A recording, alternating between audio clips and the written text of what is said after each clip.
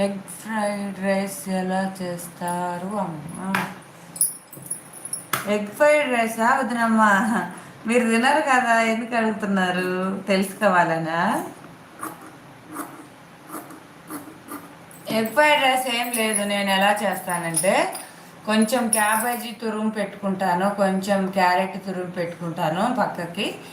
కొంచెం ఆయిల్ వేసుకున్నాక హీట్ ఎక్కిన తర్వాత ఎగ్ వేస్తాను. ఎగ్ వేసిన తర్వాత బాగా వేగిన తర్వాత కొంచెం సాల్టు, కొంచెం కారం వేసుకొని బాగా వేగిన తర్వాత ఈ క్యాబేజీ తురుము, క్యారెట్ తురుము వేసుకొని బాగా ఫ్రై చేసుకున్న తర్వాత కొంచెం వెనిగర్, కొంచెం సోయా సాస్ వేసుకుంటాను.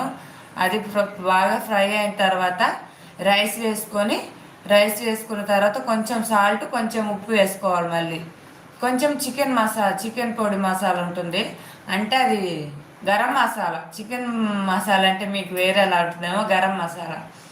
కొంచెం గరం మసాలా పొడి చల్లుకొని కొంచెం కొత్తిమీర చల్లుకుంటే